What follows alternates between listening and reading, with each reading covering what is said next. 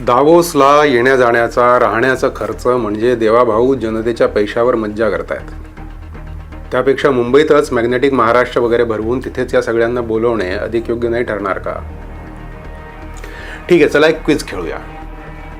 समजा तुमची package drinking वॉटरची एखादी कंपनी आहे आणि तिच्या विस्तारासाठी तुमच्यासमोर 3 देशात वेगवेगळे पर्याय उपलब्ध आहेत.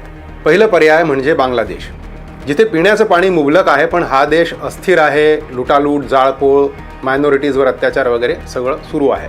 आणि खरं तर आत्ताच एक बातमी आलेली आहे की बांगलादेश सरकारने आपल्या सगळ्या टेक्स्टाईल फॅक्टरीज बंद केल्या आहेत आणि साधारण 1 कोटी मिल कामगार एका दिवसात बेरोजगार झाले आहेत. आता या परिस्थितीत त्यांनी तुम्हाला समजा तिथे मोफत जमीन वगैरे सवलती दिल्यात तर तुम्ही तिथे जाल का? आता दुसरा एक पर्यायी देश समजा सौदी अरब आहे. आता सौदी अरब एक संपन्न देश आहे, तिथे राजकीय स्थिरता आहे, तेही तुम्हाला जमीन मोफत द्यायला तयार आहेत, अजून काही सवलतीही देत आहेत. पण तिकडे तुमचं रॉ मटेरियल म्हणजे पिण्याच्या लायकीचं पाणीच नाही. तिकडे जाल का? आणि तिसरा पर्याय, जगातली 4थी सगळ्यात मोठी अर्थशक्ती म्हणजे भारतातच समजा नर्मदा नदीच्या काठावर उपलब्ध आहे.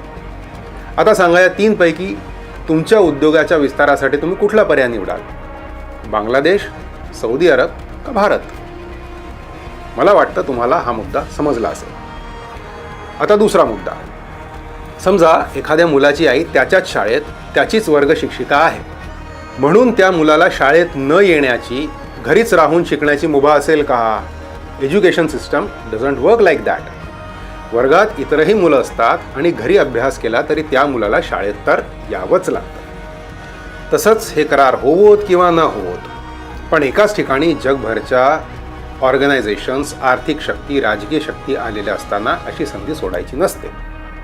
म्हणून वर्ल्ड इकॉनॉमिक फोरम सारख्या जागतिक कार्यक्रमाला कुठलंही राज्य किंवा राष्ट्र सरकार असो किंवा उद्योजक असो, कोणीही दुर्लक्ष करूच शकत नाही.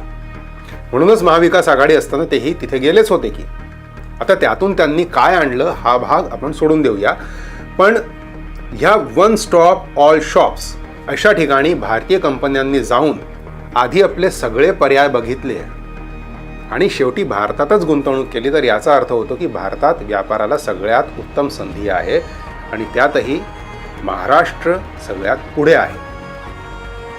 देवेंद्रजींनी ह्या संधीचं सोनं केलंय, त्यामुळे अपोजिशन सरकारला धारेवर धरायला मुद्दे काढणारच.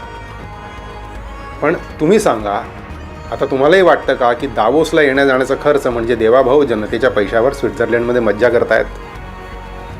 मला वाटतं तुम्हाला हाही मुद्दा समजला असेल. जय हिंद, जय महाराष्ट्र.